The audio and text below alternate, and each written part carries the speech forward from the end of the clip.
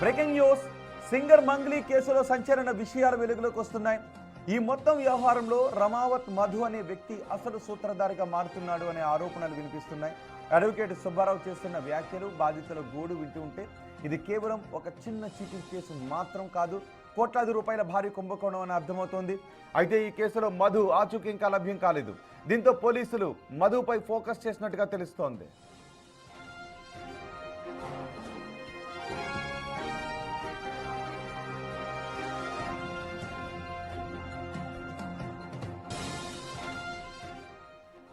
Singer Mangli కేసులో సంచలన విషయాలు వెలుగులోకి వస్తున్నాయి. సింగర్ మంగ్లీ కొన్ని కోట్ల రూపాయల కుంభకోణం జరిగే ప్రక్రియలో భాగస్వామి అయ్యారు అంటూ అడ్వకేట్ సుబ్బారావు ఫిర్యాదు చేశారు. కానీ మంగ్లీ మాత్రం వాటితో నాకు ఎటువంటి సంబంధం లేదు, నాకు నా కుటుంబ సభ్యులకు ఎటువంటి సంబంధం లేదు అని సింగర్ మంగ్లీ చెబుతూ ఉన్నారు.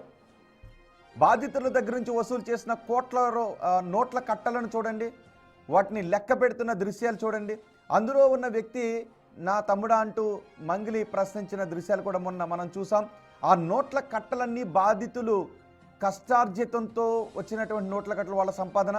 ఆ నోట్ల కట్టలను ఈ కుంభకోణ సూత్రధారులకు ఇచ్చారు. ఆ కుంభకోణ సూత్రధారులు ఆనందంతో లెక్క పెట్టుకుంటున్న దృశ్యాలు. ఇప్పుడు బాధితులందరూ రోడ్డుపైన పడ్డారు. సుబ్బారావు అనే వ్యక్తి ఫిర్యాదు చేశారు. ఇందులో మంగ్లీ పాత్ర కూడా ఉంది అని అంటున్నారు. ఇక్కడ కొన్ని తేలాల్సిన విషయాలు ఏంటి అంటే మంగ్లీ పాత్ర ఉందా లేదా, అసలు మధు ఎవరు, ఎన్ని కోట్ల రూపాయలు దోచారు, ఒకవేళ మంగ్లీ పాత్ర ఉంటే అది ఇంప్లాయిడ్ కన్సెంట్ ఏమన్నా ఉందా అనే విషయం కూడా చూడాలి. మంగ్లీ మాత్రం కన్నీటి పర్యంతమయ్యారు. నాకు సంబంధం లేని కేసులో నన్ను ఇరికించే ప్రయత్నం చేస్తున్నారు, నేను నీతిగా నిజాయితీగా బతుకుతున్నాను అని మంగ్లీ అంటున్నారు. కానీ బాధితులు మాత్రం ఆ వ్యక్తులు మంగ్లీతో పాటు మాకు కనిపించారు అని అంటున్నారు. సో ఇక్కడ మంగ్లీ ఇంప్లాయిడ్ కన్సెంట్ ఏమన్నా ఉందా అంటే అందులో నేరుగా ఆ బిజినెస్లో పాత్ర లేకపోయినా ఎదుట వాళ్లను నేను కూడా ఆ బిజినెస్లో ఉన్నాను అని నమ్మించే విధంగా ఇంప్లాయిడ్ కన్సెంట్ లాంటిది ఏమన్నా మంగ్లీ దగ్గర నుంచి ఉందా అనే విషయంలో కూడా పోలీసులు ప్రస్తుతం ఆరా తీస్తున్నట్టుగా తెలుస్తుంది. మా ప్రతినిధి రానా ఉన్నారు పూర్తి సమాచారం అందించడానికి. రాణి, కేసులో అప్డేట్స్ ఏంటి? ప్రస్తుతం రమావత్ మధు ఎక్కడున్నాడు?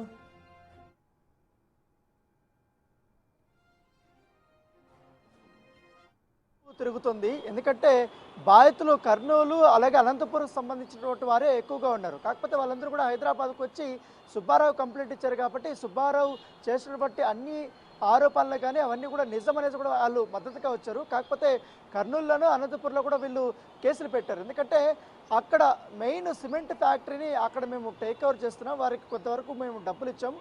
ఆ సిమెంట్ ఫ్యాక్టరీ సంబంధించిన స్థలంలో పక్కన ఎక్కువ కూడా ఫ్లాట్స్ కూడా మేము ఏర్పాటు చేస్తున్నాం, అక్కడ రియల్ ఎస్టేట్కి సంబంధించిన వెంచర్ కూడా వేయబోతున్నామంటూ కూడా మధుకు గతంలో పనిచేసినటువంటి వ్యక్తులు ఎవరైతే ఉన్నారో వారి దగ్గర ప్రస్తావించారు. తర్వాత ఆ మధుతో పనిచేసినటువంటి వారు ఇంకా 10 మంది దగ్గర, చాలా మంది దగ్గర అట్లా పెట్టించారు. అట్లా 150 మంది దాకా అక్కడ ఓన్లీ కర్నూలు, గుత్తి, డోను అలాంటి ప్రాంతాల నుంచి వారు లక్షల రూపాయలు పెట్టుబడి పెట్టారు. ఒక ఆయనైతే ఏకంగా 1,50,00,000 రూపాయల వరకు కూడా పెట్టినటువంటి సందర్భం. ఎందుకంటే మధుని అంతగా నమ్మారని చెప్తారు. అయితే వీళ్ళకందరికీ ఒకటే మాట చెప్పడు, దీని వెనకాల చాలా పెద్ద మనుషులు ఉన్నారు, రాజకీయ నాయకులు ఉన్నారు.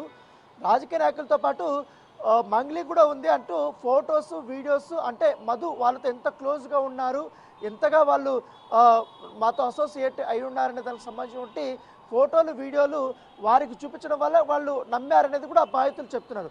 అలా నమ్మడము, దాంతోపాటు కొన్ని సందర్భాల్లో మేము కూడా మంగ్లీకి సంబంధించిన కుటుంబ సభ్యులు, ముఖ్యంగా శివ మంగ్లీ సోదరుడు, అలాగే మంగ్లీ సోదరిని కూడా మేము కలిసామనేసి కూడా బాధితులు బాహటంగానే వారు చెప్తున్నారు. సో మొదట్లో డబ్బులు తీసుకున్న తర్వాత 2-3 నెలలు వడ్డీలు కానీ లేకపోతే కొంత భాగం వాడు చెల్లించినటువంటి పరిస్థితి. తర్వాత పూర్తిగా వాళ్ళు మొహం చాటేశారు. ఎందుకంటే పదే మేము అడగడము ఇది సిమెంట్ ఫ్యాక్టరీ ఎప్పుడు ఓపెన్ చేస్తారన్న దానిపైన. అయితే వీళ్ళకందరికీ రియల్ ఎస్టేట్ కానీ లేకపోతే స్మాల్ ఫైనాన్స్ మైక్రో సంబంధించిన అది పెట్టుబడులు సేకరించారు కాబట్టి వాళ్ళకందరికీ ఒక డేట్ అనేది ఫిక్స్ చేశారు. అంటే ఒక్కొక్క కార్యక్రమం అనేది ఫిక్స్ చేశారు. ఈ ప్రోగ్రామ్ ఇప్పుడు స్టార్ట్ కాబోతుంది, ఇప్పుడు సిమెంట్ ఫ్యాక్టరీ ఫలానా రోజు స్టార్ట్ అయిపోతుంది, ఆ రోజు ఈ రాజకీయ నాయకులు మంగ్లీ అదే రోజు వస్తారు, వీళ్ళందరూ ఫ్రంట్కి ఆ రోజు రాబోతున్నారు, ఆ రోజు మిమ్మల్ని డైరెక్ట్గా నేను పరిచయం చేపిస్తున్నా, డైరెక్ట్ ఇంటరాక్షన్ ఉంటుంది అనేసి కూడా వీరందరినీ నమ్మబలికడనేసి కూడా బాధ్యత చెప్తున్నారు. ఒకవేళ మంగ్లీకి మధుతో సంబంధం లేకపోతే మొదటి రోజే చెప్పాలి కదా. దాదాపు 4 నెలల నుంచి కూడా ఈ వ్యవహారం అనేది జరుగుతుంది. ఏ రోజు కూడా మధు పైన ఆమె మాట్లాడింది లేదు, వివరణ అడిగింది లేదు. పైగా మధుతో మంగ్లీ సోదరి నిశ్చితార్థం కూడా జరిగింది. ఆ సమయంలో కూడా మేము చెప్పాము, మధుకి అమ్మా నాన్న లేరు కాబట్టి మీరే బాగా చూసుకోవాలమ్మా అనేసి కూడా మేము చెప్పాము. అంత అన్యోన్యంగా ఉన్నారు. శివ కూడా ప్రతిసారి కూడా మాతో టచ్లో ఉన్నారు. వారు స్వర్గానికి తీసుకెళ్లాడు. దాంతోపాటు అక్కడ ఉన్నటువంటి ఏమేమి కార్యక్రమాలు మేము చేయదలుచుకుంటామన్న అంశాలపై కూడా అసలు పోలీసుల ఇన్వెస్టిగేషన్ ఎంతవరకు వచ్చింది? నిజానికి కొన్ని సందర్భాల్లో మనతో పరిచయం ఉన్న వ్యక్తులు ఏం చేస్తున్నారో ఆ వ్యక్తులకు తెలిసే అవకాశం ఉండదు పూర్తిగా. సో జస్ట్ వాళ్ళతో పరిచయం ఉంటుంది, మాట్లాడుతూ ఉంటారు, నలుగురితో మాట్లాడుతుంటుంటారు. సో ఇక్కడ మంగిలి విషయంలో జరిగింది అదేనా? లేదు మధు చేస్తున్న వ్యాపారాలకి సంబంధించి ఆమెకి తెలిసి ఇంప్లైడ్ కన్సెంట్, నేను అందులో ఉన్నాను అని డైరెక్ట్గా చెప్పకపోయినా నేను ఆ వ్యాపారాల్లో భాగస్వామిని అనే విధంగా బిహేవియర్ కనిపిస్తుంటుంది. సో అలాంటిది ఏమన్నా కనిపించిందా? పోలీసుల విచారణలో ఏం తెలుస్తుంది? రెండు, మధుని ఎందుకు ఇన్ని రోజులు అవుతున్నా మధుని ఎందుకు అదుపులోకి తీసుకోలేకపోతున్నారు? మధు ఆచూకీని ఎందుకు కనిపెట్టలేకపోతున్నారు? డైరెక్ట్ మధునే కాబట్టి ఇక్కడ ఇప్పుడు దీనిపైనే విమర్శలు స్టార్ట్ అయ్యాయి. ఎందుకంటే కంప్లైంట్ ఇచ్చి ఇన్ని రోజులు అవుతుంది, ఎఫ్ఐఆర్ కూడా నమోదైంది. దాంతోపాటు మంగ్లీ కూడా ఇటు సుబ్బారావు పైన కూడా కంప్లైంట్ ఇచ్చింది. కానీ మధు పైన కానీ, శివ పైన కానీ, భరత్ చౌహాన్ పైన కానీ, మంగ్లీ పైన ఇప్పటివరకు కూడా చర్యలు తీసుకోలేదు. కేవలం ఎఫ్ఐఆర్ మాత్రమే వారు నమోదు చేశారు. ఇప్పటివరకు విచారణకు కూడా వారు పిలవలేదనేసి కూడా బాధితులు ఇటు అడ్వకేట్ సుబ్బారావు ఆగ్రహం వ్యక్తం చేస్తున్నారు. సో ఈ నేపథ్యంలో ఇటు ఎందుకు తాత్సారం చేస్తున్నారు అనేది కూడా వారు ప్రశ్నలు చేస్తున్నారు. అయితే 4 నెలలకు ముందు ఇదే సుబ్బారావు ఇటు నార్సింగ్ పోలీస్ స్టేషన్లో కూడా ఒక కేసు పెట్టారు. ఎందుకంటే మంగ్లీతో పాటు మధు అలాగే శివ ఇట్లా భరత్ చౌహాన్ ఫైనాన్షియల్ ఫ్రాడ్ జరుగుతుంది, చాలా వరకు కూడా పెద్ద మొత్తంలో వీళ్ళు డబ్బులు వసూలు చేస్తారు, వీళ్ళందరూ కూడా మోసం చేస్తారంటూ కూడా అక్కడ కేసు పెట్టారు. అది ఇన్వెస్టిగేషన్ చేస్తుంది. తర్వాత ఇక్కడ ఏంటంటే నన్ను బెదిరిస్తున్నారు, దాంతోపాటు బాధితులను కూడా బెదిరిస్తున్నారని మాత్రమే ఇక్కడ కేసు నడుస్తుంది. అసలు మెయిన్ కేసు నార్సింగ్ పోలీస్ స్టేషన్లో నడుస్తుంది. సో అక్కడ కూడా ఇన్వెస్టిగేషన్ జరుగుతుంది. అంటే ఇన్ని రోజులు జరుగుతున్నా, ఇంతమంది మధ్యలోకి వచ్చి మీడియేటింగ్ చేసినా కూడా సమస్య మాత్రం తీరలేదు. కానీ మధును వెనక్కుండి నడిపిస్తున్నది మాత్రం అదృష్ట శక్తి మంగ్లీని అనేది కూడా ప్రత్యక్షంగా వీరు చెప్తున్నారు. ఎందుకంటే మంగ్లీకి ఈ డబ్బుల వ్యవహారంలో ప్రత్యక్షంగానే పరోక్షంగానే కంపల్సరీ కూడా ఆమె ఇన్వాల్వ్మెంట్ ఉంది.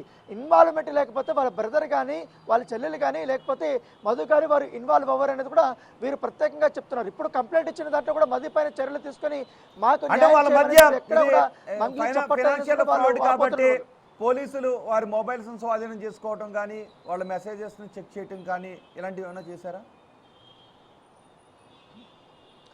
ఇప్పటి వరకు అసలు నోటీసులు ఇచ్చి స్టేషన్కే పిలవలేదనేది కూడా వారు ప్రధానంగా ఆరోపిస్తున్నారు. ఎందుకంటే ఇన్నిసార్లు బాధితులు వచ్చారు, మేము వస్తున్నాం, కేసు ఎంతవరకు ఎంత ప్రోగ్రెస్లో ఉందనే దానిపై కూడా ఒక ఇన్ఫర్మేషన్ లేదని కూడా వారు చెప్తున్నారు. మరోవైపు ఇటు మొన్న సుబ్బారావు వచ్చినప్పుడు పంజాగుట్ట పోలీసులు ఆయనకి బ్రీత్ అనలైజ్ చేశారు కాబట్టి డ్రంక్ చేశారనేది. సో దానిపైన కూడా ఇటు బార్ అసోసియేషన్ వారు ఆగ్రహం వ్యక్తం చేశారు. ఇవాళ హైకోర్టు దగ్గర కొంతమంది న్యాయవాదులు అక్కడ వారు ఆందోళన చేయబోతున్నట్టుగా మనకు సమాచారం అవుతుంది. అయితే బాధితులు మాత్రం ఖచ్చితంగా మంగ్లీ వచ్చి మాకు సమాధానం చెప్పాల్సిన అవసరం ఉంది. మంగ్లీ పేరు చెప్పే కాబట్టి కుటుంబ న్యాయవాది డ్రంకెన్ స్టేట్లో పోలీస్ స్టేషన్కి రావడం అనేది డిఫరెంట్ ఇష్యూ. బాధితుల దగ్గర నుంచి డబ్బులు వసూలు చేసి మోసం చేస్తున్నారు అనేది డిఫరెంట్ ఇష్యూ.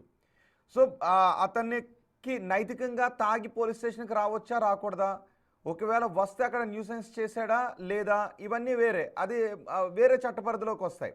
అతనికి వచ్చిన పాయింట్స్ దగ్గర నుంచి అతను తాగి పోలీస్ స్టేషన్ దగ్గరకు వచ్చి న్యూసెన్స్ చేస్తే దానిపైన బార్ అసోసియేషన్ కంప్లైంట్, ఇవన్నీ వేరే. కానీ పోలీసులు బాధితులు కూడా అక్కడికి వచ్చి కంప్లైంట్ చేశారు కాబట్టి బాధితుల కోణంలో ఫినాన్షియల్ ఫ్రాడ్ గురించి పోలీసులు విచారణ ఎందుకు ముందుకు వెళ్ళడం లేదు? ఎగ్జాక్ట్లీ. ఇప్పుడు మనము ఎందుకు అడ్వకేట్కి సంబంధించి డ్రంక్ విషయం మనము బయటకు తీస్తున్నామంటే, ప్రతిరోజు చాలామంది కంప్లైంట్ ఇవ్వడానికి వస్తారు, చాలామంది తాగి వస్తారు, వాళ్ళకి ఎవరికి కూడా టెస్టులు చేయలేదు. కాకపోతే మంగ్లీ పైన మేము పోరాటం చేస్తున్నప్పుడు కావాలనే డిస్టర్బ్ చేయడానికి కోసము, లేకపోతే ఈ కేసును నీరుగార్చడం కోసము, దీన్ని డైవర్షన్ చేయడం కోసమే ఈ రకమైనటువంటి పనులు చేపట్టారనేది కూడా వీళ్ళ వర్షన్. అంటే బాధితులు చెప్పడం కానీ, అడ్వకేట్ చెప్పడం కానీ, దీనిపైన వాళ్ళ ఆందోళన వ్యక్తం చేస్తారు. అయితే బాధితులు మాత్రం చాలా క్లారిటీతో ఉన్నారు. సో వాళ్ళ దగ్గర ఉన్నటువంటి అన్ని ఇన్ఫర్మేషన్ అంతా కూడా ఇప్పుడు పోలీసులకు ఇచ్చారు. కాకపోతే ఎంత ఫర్దర్గా వీళ్ళు ఇన్వెస్టిగేషన్ చేస్తారు, మధు ఎక్కడ తీసుకొని వస్తారనే దానిపై కూడా ఒక క్లారిటీ లేదన్న దానిపై కూడా వారు ఇప్పుడు ఓకే, ఇప్పుడు మంగిలి కూడా అడ్వకేట్ సుబ్బారావుపై కొన్ని ఆరోపణలు చేస్తున్నట్టు ఉన్నారు కదా, డబ్బులు డిమాండ్ చేశారు అని ఇలాంటి ఆరోపణలు చేస్తున్నారా?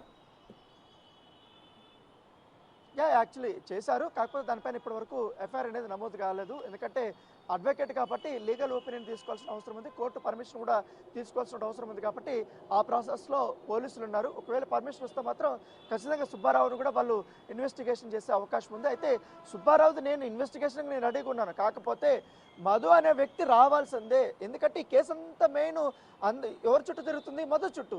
డబ్బులు ఎవరు తీసుకున్నారు?